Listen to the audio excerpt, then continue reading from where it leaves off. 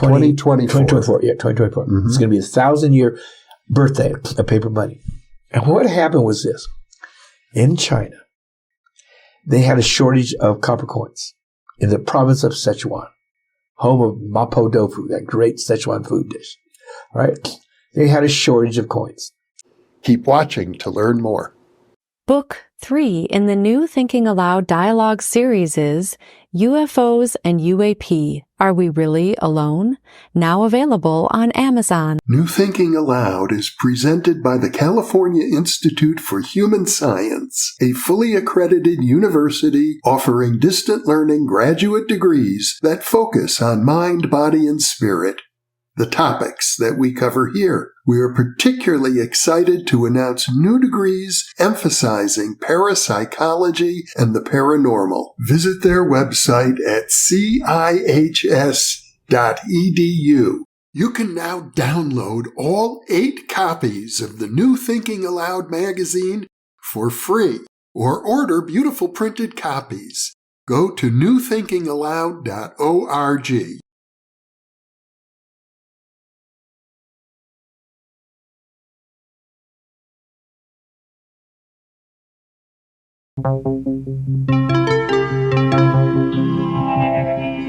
Thinking Aloud.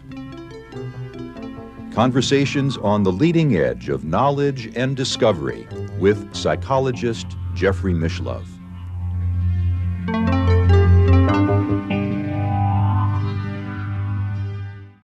Hello and welcome. I'm Jeffrey Mishlove. Today we'll be exploring the nature of money. My guest is Darryl Robert Schoon, a internationally recognized financial analyst. He is the author of Light in a Dark Place, The Prison Years, which we'll be talking about. He's also the author of a novel called You Can't Always Get What You Want. Daryl is an old friend of mine. I've known him since 1971. Welcome again, Daryl. Thank you, Dr. Mishlove. I've always called you Jeffrey, but here we are in a different setting, and I'm not going to waste the opportunity. Well, we already in our previous interviews talked about the time when you were in prison and you received a download unexpectedly that seemed to foretell the financial events and your ability to forecast those events, particularly the crash of 2008, gave you an international reputation. But for the benefit of our viewers, let's go back to that moment when you were in prison and this information seemed to come to you. It was 1991. It was probably in September, and I was 6 months short. For those of you who haven't been in prison, you know what that means. 6 months short means you're going to get out in 6 months. I'm just trying to, I was 6 months short. And I'm at Terminal Island Federal Penitentiary. It's a level 4 or 5. It's a pretty high level security prison in Southern California. And I'm sitting there, and these words came to me. I mean, they just came to me, Jeffrey. Okay? And they were this. In times of expansion, it is to the hare the prize goes. Quick, risk-taking, and bold, his qualities are exactly suited to the times. In times of contraction, however, the tortoise is favored. Quick only to retract his vulnerable head and neck, his is the wisest bet when the slow and sure is preferable to the quick and easy. There comes a time, however, when neither the hare nor the tortoise is the victor. This is the time of the vulture. And the vulture feeds neither upon the stored up wealth of the bear or the passions of the bull, which lie buried beneath the rubble of economic collapse. The vulture feeds upon the blind denial and ignorance of the ostrich. The time of the vulture is here. Now, when those words came to me, I was not expecting it. They were so shocking, I wrote them down. All right? And I basically showed him no one, except somebody was in there. He was a Republican, not my.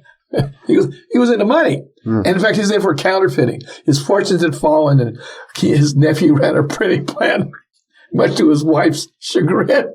He took this shortcut, and I showed it to him. It shocked him because here we were in 1991 in prison, and I wrote something very, very. It was clearly financial. There was no sign of an economic perturbance anywhere on the horizon. And yet these words came to me. Mm-hmm. And I wrote them down. That's all I did. Yeah, in fact, 91, you could say, was the beginning of the period of irrational exuberance. It was the very beginning. Yeah. You're right. They had sort of recovered from the chaos of the 70s and 80s. Reagan had come in during the early 1980s and turned on the spigots. All right, so money started flowing into markets, which made stock prices go up. Yep. So these words come to me clearly talking about an economic cataclysm that we'd never experienced. Okay? Perhaps we've been through the 30s. We're about, oh, no, this again. Yeah. Not then. Yeah. So I got out of prison, and I didn't think much of what I wrote it, so it was in my notes. All right, this little. But at this point in your life, I know you were dealing with some high-level bankers and other people in prison, but you had a background in finance. Not at all. Yeah. My degree was in political science. Mm-hmm. I had 1 year law school before I dropped out and became a hippie. And as I made the joke before, it's not a good sign when hippies talk about money, which we are today, both you and I. Yeah. All right. And well, let me just mention, since you brought it up, for the benefit of our viewers who probably don't know, I did have another life. Oh, totally. As a licensed commodity trading advisor. I think the term is certified. Really? Yes, I was a commodity trading advisor and an active trader. I published the handbook for people participating in the $1 million stock market challenge by CNBC. This was about 12 years ago, and I had many appearances on CNBC as a stock picker. This is great. Yeah. This is great. Most of the viewers here of New Thinking Aloud have no idea of that side of you. Yeah. Yeah. But I've actually, since I met a mentor in about 1999, Dean Brown, who was making a lot of money in the financial markets, and one day took me aside and said, "Jeffrey, I want to teach Show you something." Yeah, I've got bit by the bug. Of course. Okay. That's amazing. Yeah. Thank you for that little bit of information. So I am actually quite interested in money and finance. Yes. But even more so in the metaphysics of it. Yes. Everything is metaphysical, ultimately. Or it can be seen from a metaphysical standpoint. Yeah. So there was, I get out of prison, and I'm living in San Francisco, and I became obsessed with the Great Depression for no apparent reason at all. Mm-hmm. And I turned to Martha and I said, what am I studying the Great Depression for? I mean, I was like the question, where did the money go? That was a very simple question that came to me. And that made me started thinking about money. Most people don't think about money. They use money, they have it, but they never think about it. They never think how it's created, where it comes from. And neither did I. You know, I mean, I was into money, but I wasn't into thinking about money. Yeah. And I turned to Martha during the 1990s. I said, what am I doing thinking about this stuff? All right. And I started reading about the Great Depression. I had no axe to grind. I was neither a left wing I was not an ideologue. I was neutral about money. I hadn't gone to college. I'd gone to college, but I'd never studied economics. Mm-hmm. You couldn't call me a Keynesian or a Friedmanite. That's where the left and right had coalesced. Yeah. All right. I had no, but remember when I told you when I wanted to know what the meaning of life, what was going on? I didn't know the meaning of life. I said, what's going on here? Yeah. Something's going on and I want to know it. Well, that was sort of the equivalent of my study of money. What is this? Why did this happen? All right. And I tell you, one thing led to another. Mm-hmm. All right. I made the acquaintance of Professor Antal Fekete, all right, who was a Hungarian, brilliant Hungarian. The Hungarians are a very brilliant race of people. Bartok and mathematicians, there's this history. And Antal was like that. He was a professor of mathematics, but he was steeped. His hobby was money. He had read Ricardo, Adam Smith. He had read all the classics on money. He studied it. All right. And I found him on the web in the late 1990s. And he said something that was absolutely stunning about what would happen when things with a crash happened. And he called it to a T. He said they would lower interest rates down to almost nothing, but the money would not get into the economy, which it was intended to do to bring the demand back up. It got sideswiped at the banks, who took advantage of the low interest rates that they were given from the Fed. They kept the interest rates to Main Street high. all right, because they were afraid of us going broke. Mm-hmm. And they arbitraged the cheap money and bought bonds at a higher rate of interest than they're paying the Fed and made bank in the middle. Mm-hmm. And when he said that, I thought, wow, not many economists made that observation. So we started corresponding. Antal and I did. Mm-hmm. All right. And I told you this before. I said, yeah. I remember his first email to me. I write him this just polite letter. And I get this letter, this message back. What is your interest in these matters? I mean, that's a daunting response. Mm-hmm. And I didn't answer it because I was a hippie with very little money, but I was obsessed with this area that was now opening up to me. Well, I kept reading. Plus, Benjamin, our son, had graduated from MIT. All of his friends had moved back from Boston. They were living in San Francisco in the 1990s. The dot-com bubble was rolling. Oh, it was. Everything changed. Yeah. All right? So I'm watching this, and then it blew up in the year 2000. Mm-hmm. I watched it blow up, and I knew it was going to because of what I'd done with the Great Depression, seeing the buildup of capital, what drove. Everybody has a view of the markets.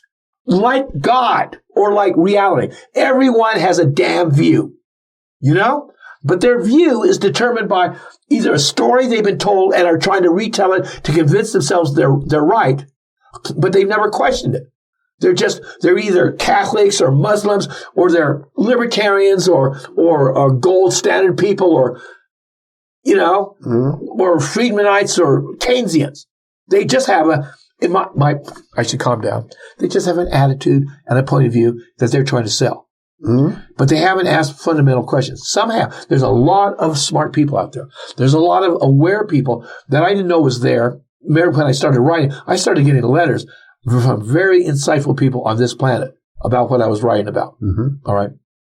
So anyway, when the dot-com thing blew up in the year 2000, it made total sense to me.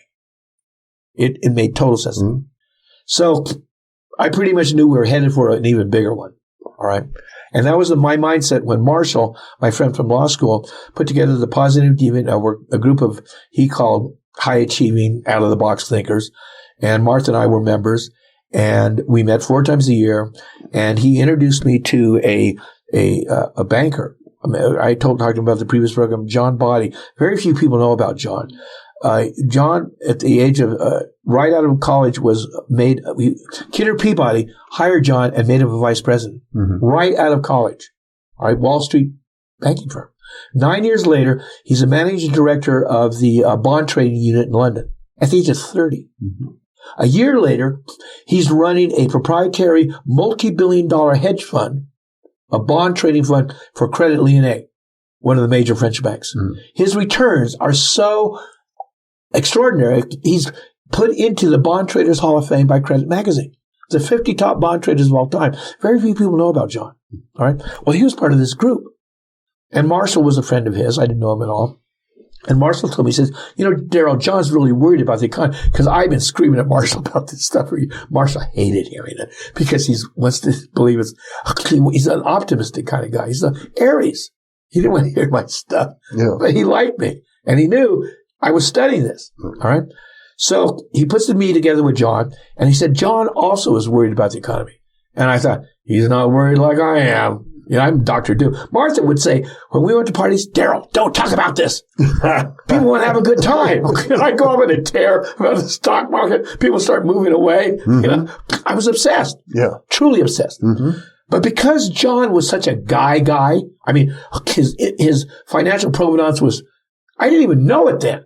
Half of what he had done at that age, you know? But I knew that I couldn't just say, you know, John, we are going to hell in a handbasket. So I started writing a paper. It turned out to be 148 pages long, all right? And it was predicting an economic collapse, and I went into inflation, deflation, the role of credit, the role of central banking, the role of gold, what is money, the whole thing. And I put it out there, and I presented this at one of the PDN's meetings in March 1st, in 2007. Mm-hmm. Before we go any further, I think it's worth repeating for the benefit of our viewers that prior to this, you had a session with, I believe it was Hoyt Robinette, who also predicted you were going to become, how did he say, you're going to have lots of students? Two years before this, in 2005, we went to see a psychic, and I wasn't into this. I knew enough to know that there was something there. I didn't disregard it, but it was never in my field of interest. I wasn't interested in mediums or psychics or spiritualism at all. Yeah. All right? It's like Halloween. Yeah. People get into that. I don't. And we'd gone to see this psychic out of the blue, and he said, he's got my little piece of paper. He told me that I had never met him in my life. And he goes, you're a teacher. I go, no. And he goes, you teach? And I go, no. And then he goes, well, you know things that other people don't know. And I said, everybody thinks that. But I have no voice. I have no audience. At that time of my life, which was 2005, I was 50 years old. 50 years old. And you know some of where I've been through. Yes. A lot of where I've been through. All right? But it was almost nobody knew that. I'd gone from law school to the Haight-Ashbury to jail to presidential invitations, trading in China. I was on, to a 10-year prison sentence, to meditating, to getting this insight about economics, a spiritual experience, many things that happened. I'll say. Yeah. And every once in a while you would check in. In 2008, I get an email from you because he's saying, Daryl, he said, I just was reading, I said, I've been a subscriber to Richard Russell's Dow Theory letter for years. It's on money. Yeah, Richard Russell was a very highly esteemed Dow Theory analyst. Oh, yeah. The oldest newsletter, investment newsletter based on the Dow since the beginning. Yeah. And I didn't know this. In fact, I didn't know he even quoted me. All right? And you said, he just quoted a Darryl Schoon on money. Is this you? Now, I could take your surprise and understand it. I knew what you knew more about me than anybody else. And financial analyst and expert on money was not one of the things by my name. Right. At all. That's right. It didn't even look like it would even be there. Okay? Yes, but things change. But things changed. And they did. So what had happened is that we'd gone to see the psychic, and I said, I have no voice in this world. No voice. This is 2005. And he said, this will soon change. People will begin seeking you out. All right? I didn't know this guy from Adam. All right? The next year, I began writing my paper because of John Body.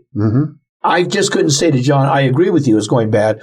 I knew he was real. Yeah. So I started writing this paper. It turned out to be a 148-page analysis of the U.S. and global economy, money, gold, the markets, et cetera, and why we were headed towards a financial crisis.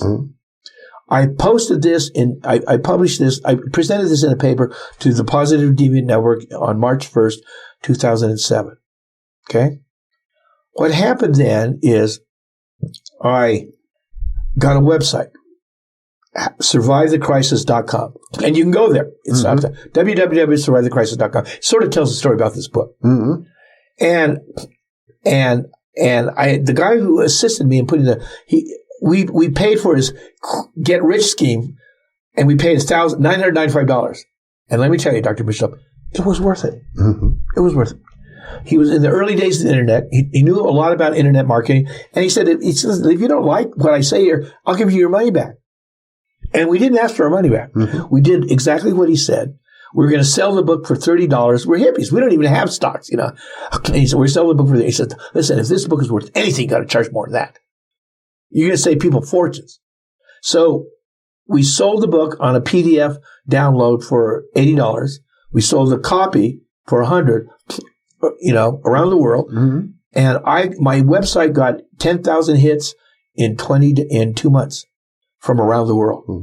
By the time it was over, not over at its peak, people from 145 countries had plugged in to see. And I was writing articles. I started writing articles in 2007, and I got posted on gold and silver and investment websites around the world.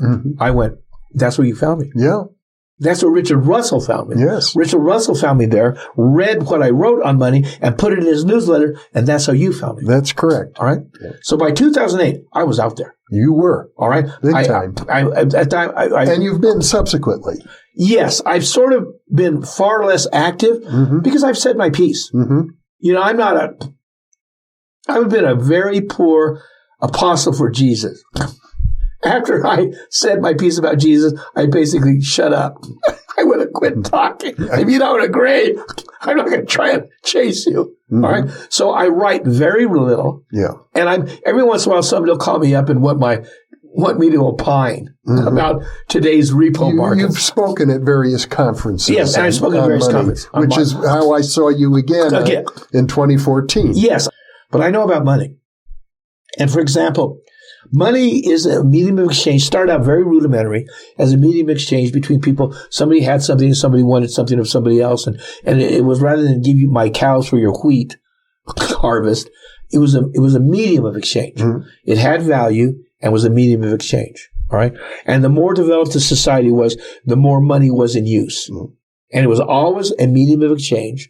It started out with coins. It started with coins. Yeah. And basically silver coins or copper, like penny, silver, you know, they had value. And they would hand them, and the government sort of said, this coin's worth that. Okay.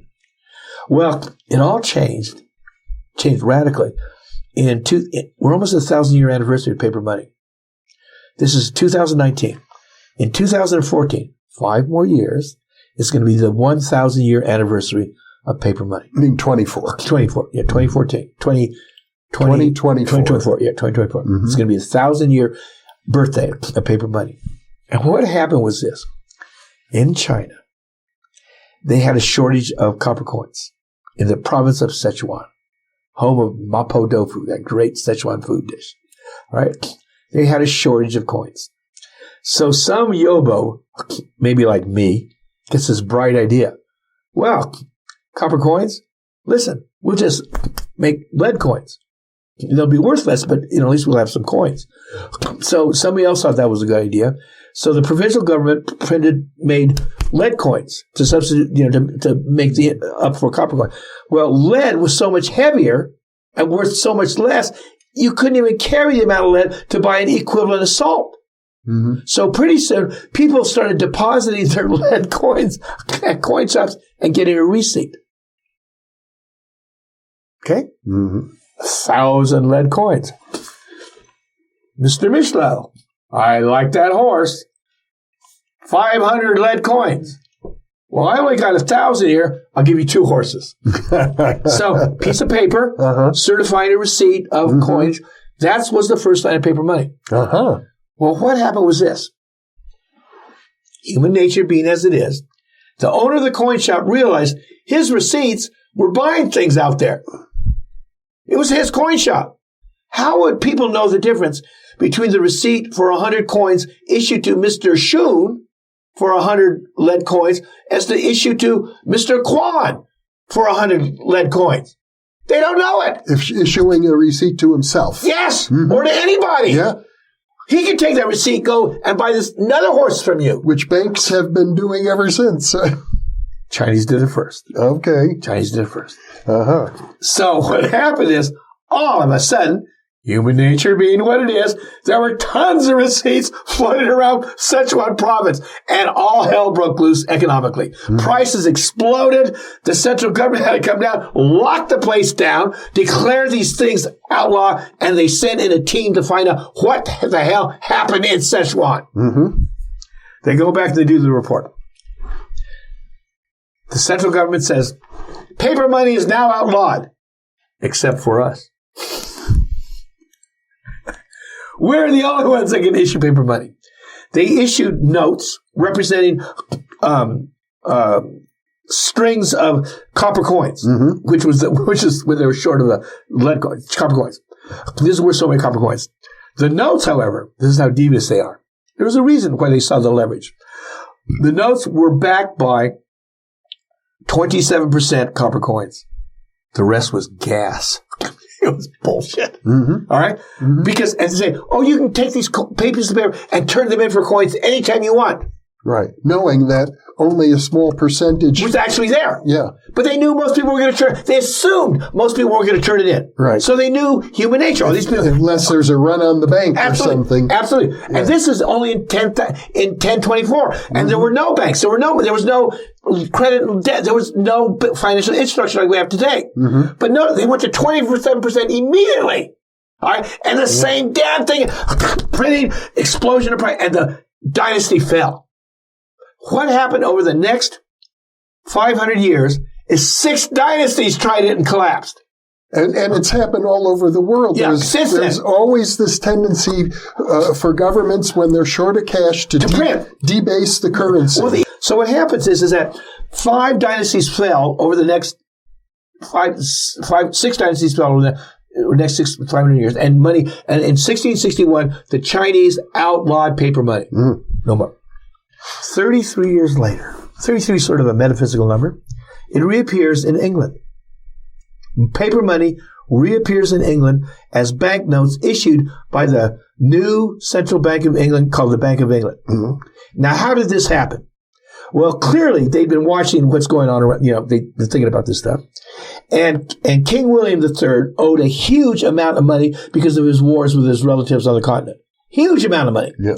So wars are very expensive. Very expensive. And they're not profitable. Yeah. Okay. Until except sometimes they are. So what happens is William owes all this money, and William Patterson, a Scotsman, Scottish, Chinese, and Jews, they're great at money. Scotsman comes down and makes a proposal to King William. And he says, listen, we will pay off your debts.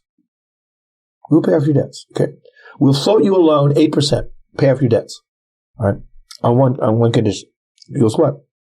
He said, you give us the right to issue letters of credit, interest-bearing letters of credit. Sounds neutral. I mean, he's not a banker. He doesn't know what this. In fact, the things didn't even exist before, except in rudimentary forms among money changers.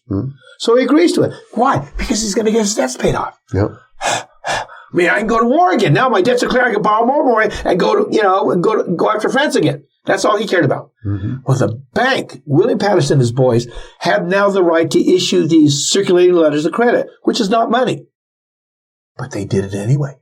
They liberally interpreted the term letters of credit and debt, issued money, English pound notes, in the form of loans from the bank to the populace. Yep. That's how they created money from their bank for the first time. In other words, instead of gold being the basis or silver or some metal that has a positive value, the money was backed by debt. Well, it was backed by gold and silver, really. Yeah. But it was issued as debt. So it was backed by reserves of the Bank of England for their sterling and for the gold. They did have the metal. But like the Chinese, they knew if push came to shove, they were never going to get called on it. Yeah. But they did. Yeah. Let me tell you, 1990, they did. All right? They did. But this is 1695, a long time before. So they got the right. It was still backed by precious metals, but it was issued for the first time in the form of debt. All money from central banks is just a coupon representing debt floating around that you can buy things with. It's a trading coupon issued in the form of debt. The central banks loan money to commercial banks. They give the money, and the commercial banks borrow this and say, we're going to pay so much to the central banks and loan money to you, me, the businesses, everybody, and to the government. And that's how bankers have lived ever since, and at the top of the pile by everybody else's productivity. All they do is they've arbitraged the, quote, right to issue, to circulate, financial instruments in the population. They turn it into money. And because everybody loves money on loans, they don't care because nobody's got it. And from their point of view, to be fair to them, they would say we are contributing to the economy because we are providing liquidity. Oh, no. Of course they would say that. The best among them would say that, and so would the worst. Even when the worst know, they're hanging society. They're sending us into debt that at untold levels. They are, but their excuse, we're providing liquidity to people who need it. Mm-hmm. All right? Sure you are, but at what cost? And what's your motivation? All right? It's the first paper money that reached Europe was from Marco Polo. The uncles had gone over to trade with Genghis Khan, and as soon as they hit the borders, the Chinese go, what's this? They had gold and silver because they brought it from Venice. They're going to trade, buy this stuff from the East. And they said, oh, we're going to buy stuff. And the Chinese go, you can't buy anything here with that stuff. What? No, you need this. And they had them all this paper money, scratching written on paper, and they traded them. And sure enough, they could buy whatever they wanted with these pieces of paper. Why? And they were stunned. That when they wrote back, when Marco Polo was in jail, he told what happened to one of his friends in jail after he got back from China, because he's an older man now. Mm-hmm. And there's two things that they never believed that it was tale, that they burned rocks for heat. It's cool. Yeah. They burned rocks for heat, and they used paper with plenty for money. The West didn't believe both of them. Now, when Genghis Khan heard about this great leader in the West, the Pope, he sends a gift of all these paper money to the Pope as, hey, big guy, here's a gift from another, perhaps even bigger guy. All right? Mm-hmm. We're friends, big guy. Here's all this stuff. When the stuff reaches Venice, reaches the Pope, the Jesuits are looking at this stuff, and they go, this is the work of the devil. Whatever this is the right of the devil. They were right. It was paper money. Mm-hmm. It was the work of the devil, in my opinion. Why do you say that? Because it has enslaved people. It was always inserted as a device to fool and to obfuscate. In China, they issued it as a device so the government could spend more than it had. Okay? Mm-hmm. They were backed by 27% coin. They spent 75%. Yeah. All right? And they drove the state into bankruptcy. So the state used it first as a way to get over on everybody else. But wouldn't you say this, Daryl, that even though several dynasties went under and states have gone bankrupt and businesses have gone bankrupt, overall, let's say for the last 1,000 years, the global economy has been growing? No, okay, let's reach that. It is true. I've done a lot of research about money. Mm-hmm. At the time when they started issuing paper money, there was a huge dearth of credit, of liquidity. Mm-hmm. The Industrial Revolution was like a baby about to be born, which was going to demand, which could use a whole lot of capital. And the goldsmiths and the bankers were not about to loan this shit out to people that they didn't know, that they didn't trust. So I would say it was fated to happen. It was meant to happen. And many things happened because of it. Great things. We've destroyed the planet. We have basically turned this planet into a cesspool, into a toilet, because of what we've done. Now, granted, you and I are going to the bathroom with heat on and nice music and stuff like this, and we've made progress. Humanity has progressed. But the fundament of money is a fraud. It's a fraud. It's a fraud, Jeffrey. Now, Adam Smith, when he wrote The Wealth of Nations, he said, we don't know whether it's good or bad, but we think it's going to. We now have, under this system, the richest people have everything. And they keep getting richer. Yeah. Mm-hmm. It's not because they work harder. No. It's not because they got better lawyers. It's because of the system. Mm-hmm. Now, they say they can fix the system. You can't fix the system without changing it. And you can't change this system. This system is credit and debt issued from a central bank that benefits the bankers. All right? I know this. I look at it. I see this. I know this stuff like the back of my hand now. And I don't talk about it because it's so hard for people to get. They don't understand it. All right? Money. They really don't understand it. All right? And they don't understand that when debt is issued at money as credit in the beginning, it's wonderful. Things expand. Yeah. Things expand. And England expanded for 150 years. Why? Because they could go to war on credit. England was the only country at that time that could go to war on credit. The bankers would give them whatever they needed. They go knock off a country. They call it free trade. They invaded Turkey because Turkey had a closed trading system.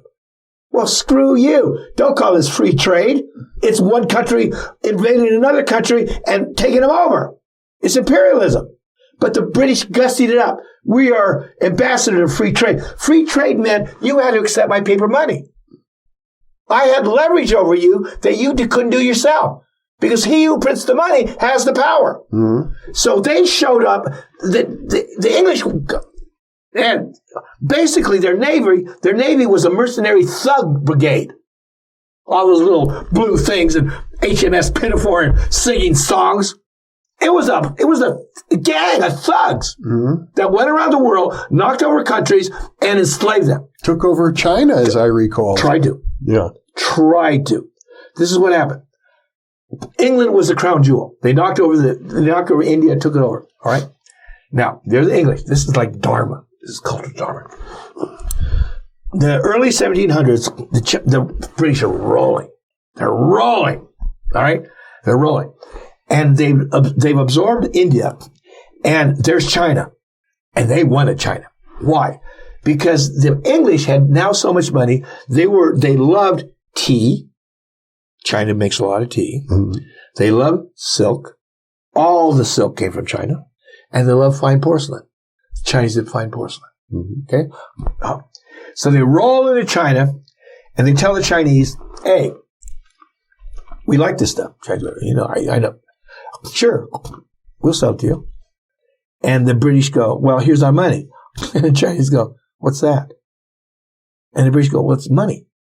British pound note. Came from China originally. Yeah, but now it's been outlawed.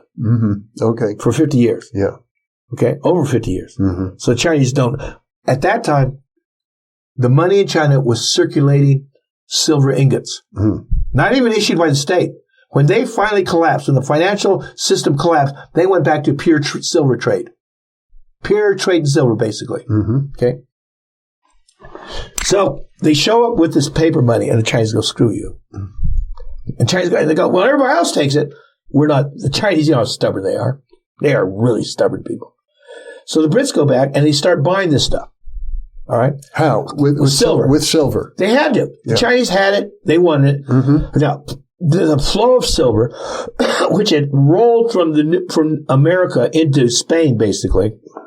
All right, because of the conquest of well, what was happening is the British were being forced to buy silver on the open market in Europe to take it to China to get all the stuff they wanted, and they were seeing their treasury being depleted, and the British don't like that. So some smart guy goes, listen, why don't we force the Chinese to take opium? Well, they had laws against opium. Okay? Well, the British did it. They fought 2 wars, forced opium down the gullet of the Chinese. Called the Opium Wars. 2 opium wars. Yeah. All right? And China was addicted. The British came in, established trading concessions all up and down the rivers. All the Western countries came in there. We called it the Chinese open door policy. You know what that's tantamount? Well, the girls over there are all getting raped. We're late to the party, and they're stopping us at the door. We go, hey, everybody should have access to these girls. That's the United States. That's what the United States policy was. Open door to China. Because they got there late. The British were there. The Germans were there. The French were there. And the Americans, which was just a new country, got there damn late. All right? So, we were bitching. This isn't free trade. We should get access too. Yeah. It was just brute power. All right? Now, sure, a lot of good things happen. But this is how they happen. And the British did it because they had a huge amount of leverage with their paper money. And in effect, they were using opium as a currency. Yes. Or were they were forcing the Chinese to buy opium. And they were and to take their currency along with it. Once they got the Chinese addicted, once they broke down the Chinese resistance, everybody talks about the opium. The big deal was China was forced to accept their paper money. Okay. That was really it. China was on its knees, and now paper money was all over Asia. Now, when did paper money screw up? Because as long as you can keep money, credit and debt is a dynamic, unstable system. Why is it dynamic and unstable? Because the amount of debt and the amount of credit and the ratio between the two is always changing. All right? And it cannot function unless it's always growing. Why? Because when money is issued in the form of credit, it turns into debt immediately and has to throw off a revenue, interest. Yeah. All right? And it doesn't end until the debt's retired. Mm-hmm. Until it's retired. And it compounds daily. Yep. So you may issue $1 million in credit, but it's going to return to the banker $3 million. You buy a house, $1 million house, Jeffrey, you're going to end up paying over a 30-year loan, what, $20 million? I mean, over compounding interest over 30 years? Now, I have heard people say that the real problem with debt is that the interest is always higher than the rate of growth of the economy. So the economy can never keep up. Okay. Screw those people. Yeah. It's deeper than that. Yeah. That's implying there's a way to fix it. Mm-hmm. That you can fix the interest rate lower than the speed of the economy. Yeah. The interest rate operates differently off the speed of the economy. Okay. Nobody's trying to make the thing grow fast. Now they are, because they're obsessed with the engine dying. Yeah. The interest rate is a function of the market and the central banks. Central banks lower the interest rate when they want to goose the market, and they raise it when they want to slow it down. This, what we call the business cycle, never happened until the central bankers came in. And now we think the business cycle is like the seasons.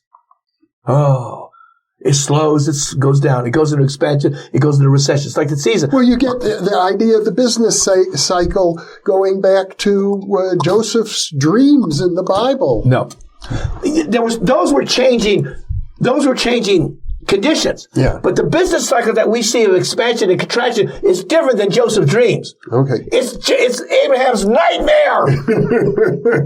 How's that? Because once you artificially induce economic growth, because its credit is an artificial induction of demand. Yeah. It expands, and then it's got to pay off that extra extra debt, and it can't do it because it was artificial. So it contracts. Yeah. People go broke, they clean it up, it goes back to normal until they get manipulated because they never want the contraction. You know why we haven't had a deep contraction since the 70s? Reagan, because the boys own the central bankers, and they got to keep it expanding. Yeah. We are now in the end game of the game. Okay. Let's calm down. Let's calm down and let's recapitulate this, because I think what I heard you just say is that the financial crisis of 2008 isn't the end of it. No, not at all. Not at all. By the time the 2008 rolled around, I knew we were in trouble. I knew we were in trouble in a way we'd never been before. And the precursor to this was the collapse of the Nikkei in 1990.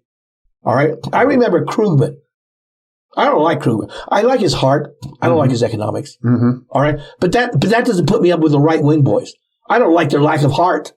I think most of them have a better grasp of economics than the ones on the left. Mm-hmm. But they have no heart. Mm-hmm. All right? And you're going to die that way. All right? So you got this ideological balance. And Krugman is writing during the 1990s, I think we have a whiff of the 1930s in the air. Mm-hmm. They were so arrogant about their ability to keep their system running. They thought what happened by fate and fortune was up to them. That's how arrogant. Jeffrey, are you familiar with the book, The Great Wave? No. You will love this book. Mm-hmm. The Great Wave was published in 1996 by David Hackett Fisher. He's a professor, okay? And he wrote about the history of Western civilization in terms of epochs, all right? Middle Ages, the Renaissance, succeeded by the Renaissance, succeeded by the Age of Enlightenment, succeeded by the Victorian age of what he called, and now we were in another age, right? He's a historian. Okay. And what he did was is that it was all about interest rates. Okay? He said, of all the things that we have, financial data, we have the oldest. We know how much wheat costs or cotton at the age of when Caesar ruled Rome. Mm-hmm. We have a record. Yeah. Okay? And so what these records show up is waves. Yes. Okay? What he said was this. What we know is that, seen from the historian's point of view, is that you have periods of stasis, of relative stability and calm and well-being. But he said, however, these periods of relative stability are always interrupted by what he calls a wave of inflation. Mm-hmm. He calls these great waves. They come along every 140 to 200 years and totally bring that civilization, that epoch, to its knees. I mean, knees. And he talked about this is what happened in the Middle Ages. You have the stability of the church, land ownership, and then all of a sudden, at the period of absolute stability, what they consider stable, you had disease, prices started rising, just things started going wrong. Yeah. Until it collapsed with the Black Plague and totally, and then all of a sudden, Renaissance came along. Yeah. But seen from his point of view, and then we had stability and the flowering of the arts. Mm-hmm. And then around 150 years later, interest rates started rising. Okay? That collapsed. So he saw these waves, intervening waves of prosperity and total chaos that presaged deep change. Mm-hmm. Deep change. All right? David Hackett Fisher wrote this book in 1996, Oxford University Press. Quite a prestigious house. Mm-hmm. Half the book is footnotes. Okay? Serious book. Yep. And what he said was this. The relative stability of what he called the age of Victorian stability. I called it the age of central banking. Okay? Relative stability. He said this age started changing in 1896. Okay? And he says it's been building ever since, this great wave. In 1996, when he wrote this book, he said, the function of change is greater than it's ever been in history.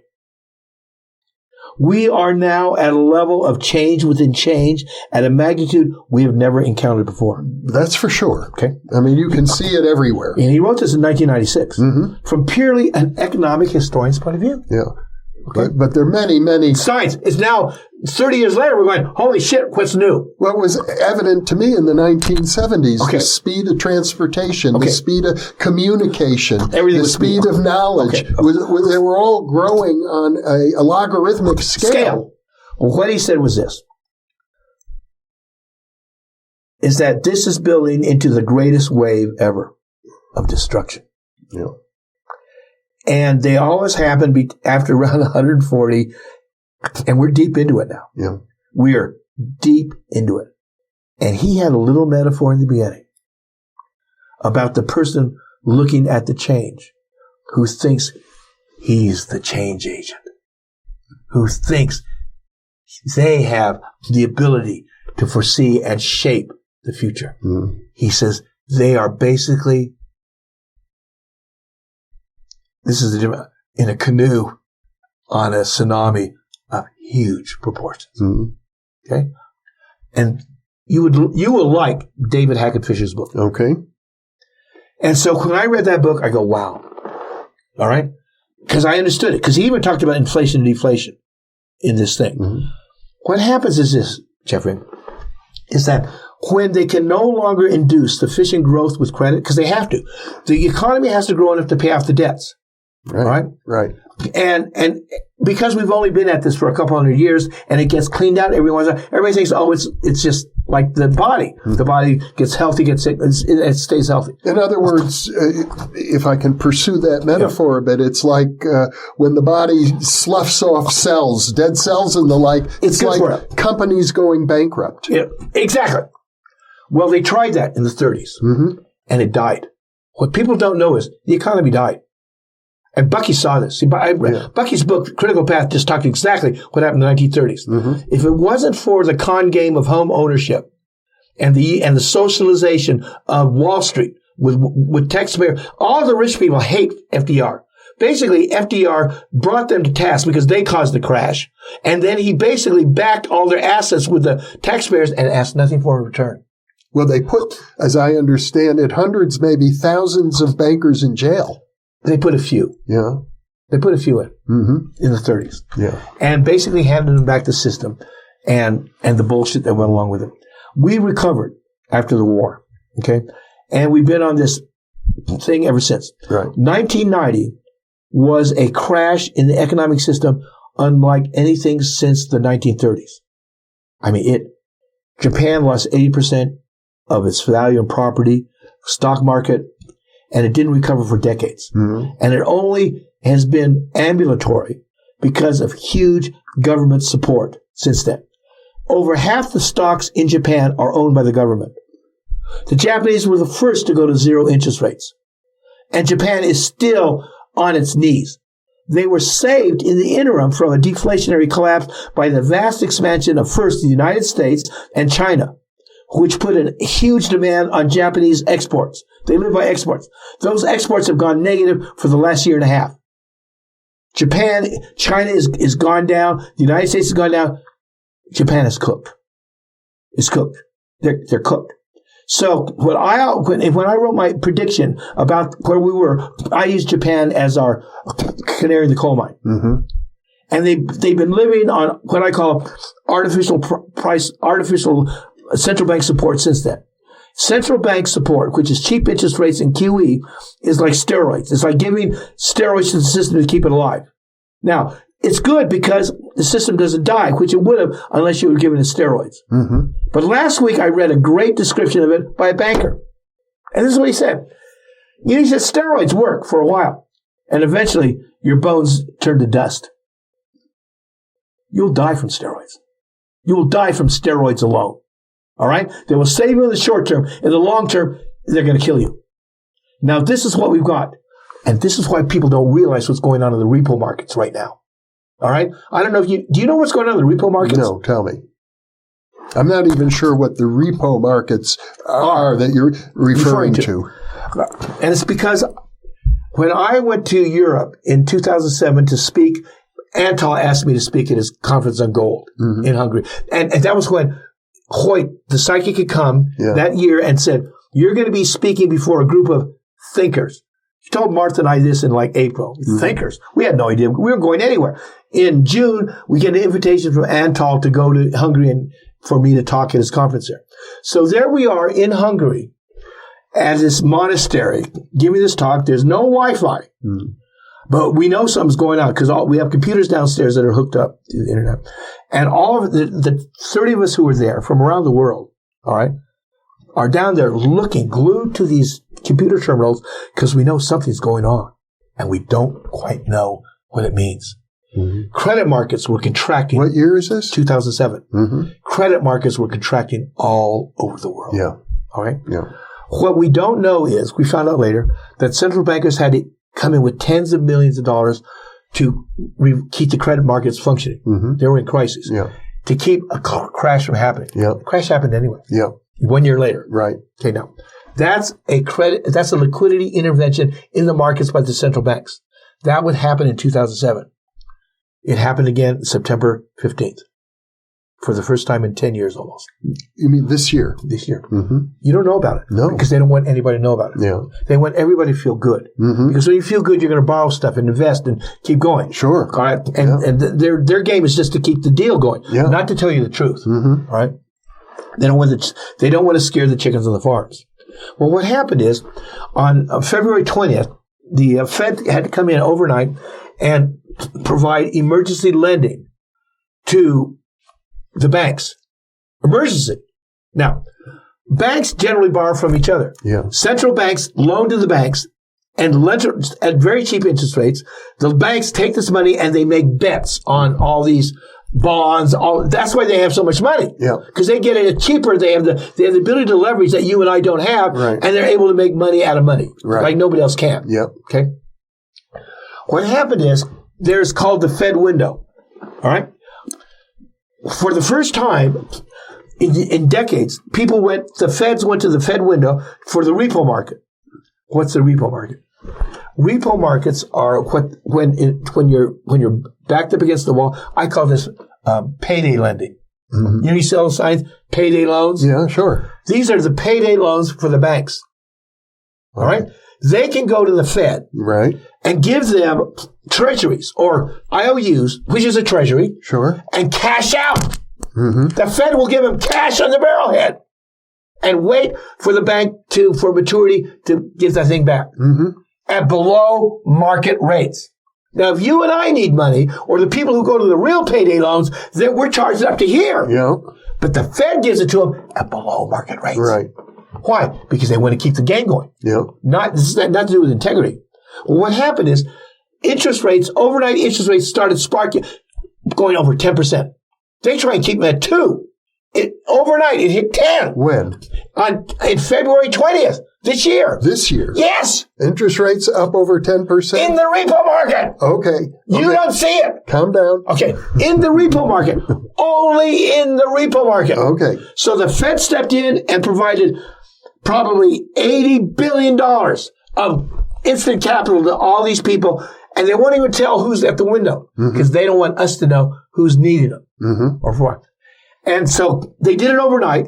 People go, wow, this is the first time in years. Now, why it got me was 10 years before, I was in Hungary watching the same thing and didn't know what it was then. Right. Now I know because I've been watching it for years. So 10 years ago, it happened in Europe, right before the big crash. A bank called AKB, a German bank. See, in the 1930s, the crash happened in Europe because of a Rothschild bank, Credit Anstalt in Austria, could not meet its obligations. All right, and the Rothschilds didn't. But they owned the bank, but they weren't going to bail their bank out because banks leveraged their money to the nth degree, so they owed 50 times what the bank owed. And they weren't going to come in and pay off the leverage. Yeah. So it was up to the governments. Well, the French hated the Germans and the Austrians. They hated, that European crap. Yeah. All right. So they had to get them to agree to the bailout, and the French wouldn't. So Credit Anstalt went down and took the whole banking system with it. That was in the 30s. Yeah. What happened this time, a German bank called IKB, which had a portfolio of subprime U.S. loans that had just gone to crap, could not meet its obligations. And this time the European banking system stepped in and gave it an emergency line of credit. Okay. So they went into it and provided them below market loans, repo loans, whatever they can give them, and they made earlier this year. No, this is 2007. That's how I knew what happened. Oh, okay. But earlier this year, a like event happened, but it's obfuscated with smoke and mirrors. They don't say who went to the window, but they had to report what happened. The window was open. They were forced, because interest rates went over up to 10% that night. They came in and flooded the repo market with more money to drive the interest rates back down. The repo market is the payday loan for banks. Okay. All right? That only banks get it. You and I don't. Only a handful of banks get it.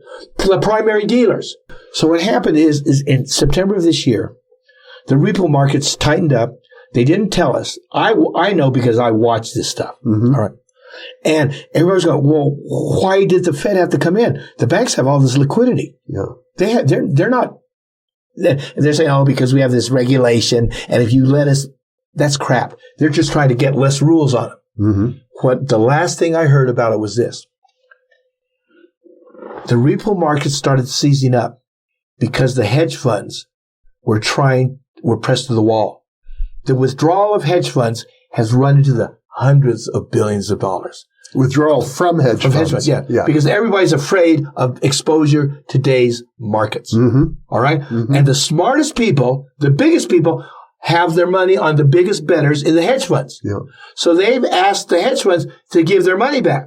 Well, the hedge funds have all these positions, and they can't unwind like that. Right. Takes time. And when they do unwind the position, they got to sell their position, and who are they going to sell it to? To another hedge fund? Or maybe themselves. And as they're all trying to exit the highly leveraged trades, the prices plunge. And the banks are afraid of their exposure. So the banks aren't loaning to the hedge funds. The latest scuttlebutt may be only the Fed is loaning to the hedge funds now. So what you're saying is we're going through a scenario right now at this moment, as we're speaking, here in Albuquerque, which is parallel to what happened in the 1930s, parallel to what happened in 2008. In Japan in 1990 and in 2008, except it's worse because we're further out on the limb. Yeah. There's been more money put into it to try and save the system. They've printed huge amounts of credit. Yeah. There's huge amounts floating around. We now have negative interest rates. We never had negative interest rates before. We've had negative interest rates for 2 years in Europe. Mm-hmm. First in Japan, now in Europe, and it's starting to come here. That is a sign that you've printed way too much money. Yeah. All right? And it's starting to affect us. So we're here in a highly vulnerable position, and the repo market is a sign of systemic distress. The system is under pressure. Now, Jeffrey, I watch this stuff. Not because I'm a hippie. Because I heard those words and started watching it and learned everything from scratch for my own. And I believe that we are at the end of a game. The game cannot expand fast enough and long enough. Cheap credit no longer makes demand grow. We're caught in a deflationary cycle that's ultimately fatal. A deflationary cycle is when demand collapses, prices collapse, and the only thing that's going to be left holding the bag is the governments. The governments are going to print money just to keep us afloat. Just to keep us functioning. Yeah. All right? And they're going to first of all try and save the banks because without the banks, they can't get loans themselves. All right? It's like, that's how it is. Yeah. So you and I and everybody else, we're caught in a game bigger than us. And to me, I'm really a disaffected person. I really am disaffected. And I watch this happen and I go, you know what? Buckminster Fuller was absolutely right. He says this era has to end before a better era begins. And in 1981, he wrote a book called Critical Path. And he said what's going to happen is this. All the power structures, economic, political, and religious, are going to collapse. They're all going to collapse. And out of the collapse may come a better world, depending on us, depending on humanity. Are we going to respond with a higher level of us or lower level of us? And Bucky said, unless we respond with a higher level of us, the universe is going to toss us aside. He said, because our function in the universe is no longer going to be fulfilled. Bucky said, humanity's function is a localized problem solver. We're able to see things at a localization and fix it. That's what we are. He said, but we've only made things worse. We've destroyed our home planet. All right? We polluted the air. We now polluted the water. We polluted everything. Well, Bucky was something of an optimist, as I recall. That's the Bucky you know. Yeah. He was an optimist. Bucky said, optimistically, there's enough for everybody. Mm-hmm. That's optimistic. And I knew about Bucky being an optimist. I thought he was naive when it came to reality. Yeah. This is what Bucky said in his book. I made very sure that my predictions were 50 years in the future because I didn't want to draw the attention of the power structures that would then perceive me as a threat. Okay? Mm-hmm. He knew that what he was seeing and what he was proposing for a better world would threaten the power structures. He knew that. So he said, I kept all my predictions 50 years out. And so they used me. They would bring me in and have the newspapers talk to me. And I was sort of a caricature, a sort of funny guy who said these great ideas that everybody loved. In 1981, he wrote his final book called Critical Path. And he said, mankind is entering a period of whether it is going to be survive or not. He said, our very survival is at stake. All right? Our survival is at stake. Mm-hmm. And he said, this is a choice that's not going to be made politically, or religiously, or money-wise. It's going to be up to each and every one of us, and whether we respond with this. How do we respond to this question? Do you want the benefit of everyone else on the planet as much as you want your own well-being? Do you want the well-being of your fellow man as much as you want your own? He said that is the question that humanity is going to have to answer at a personal level in the coming crisis. This crisis is going to be unprecedented in scope and in magnitude, which fits right in with David Hackett Fisher's prediction of what's going on, which fits right in with what we're seeing with the dissolution of political, economic, and religious systems. We see it happening around us. Bucky saw this in 1981. Grunch of Giants. It was published posthumously. Mm-hmm. And it's basically Elizabeth Warren's playbook. She knows the threat of corporations.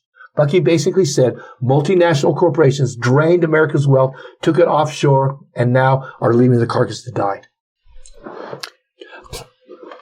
Well, what an interesting note to end on. Like I said, Jeffrey, my audiences for the past 10 years have been highly polarized between men and women. Mm-hmm. On the spiritual side, Martha, I go to these things, Om, Om, and 90% women. Mm. All these great, a lot of huggings, a lot of love. Yeah. The other 90% was where I was in Vegas when we went out there. 90% men, hard money, the government's going to do it to us, paranoia. Mm-hmm. So we split our time between these two people. Well, 2 weeks ago, it was my turn for my Temple talk. Mm-hmm. And I talked about Bucky and what he said was going on. And this is what I did. I said, you know what? I didn't want to leave everybody here in a lurch. And they're all women. I said, but listen, what can I tell you? You chose to be here at this time for a reason. You are the change agent. And we're either going to make it or not make it because of you who have chosen to come here. So woman up.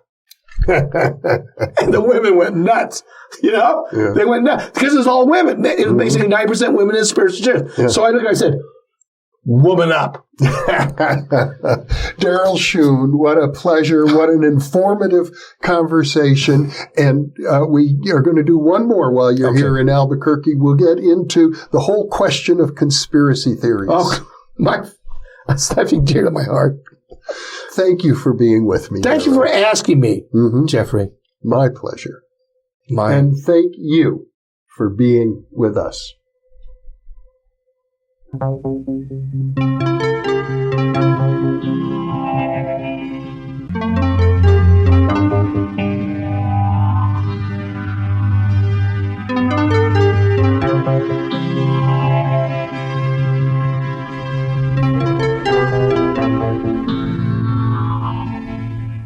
Book 3 in the new Thinking Aloud dialogue series is UFOs and UAP, Are We Really Alone? Now available on Amazon. New Thinking Aloud is presented by the California Institute for Human Science, a fully accredited university offering distant learning graduate degrees that focus on mind, body, and spirit. The topics that we cover here. We are particularly excited to announce new degrees emphasizing parapsychology and the paranormal. Visit their website at cihs.edu. You can now download all 8 copies of the New Thinking Aloud magazine for free or order beautiful printed copies. Go to newthinkingaloud.org.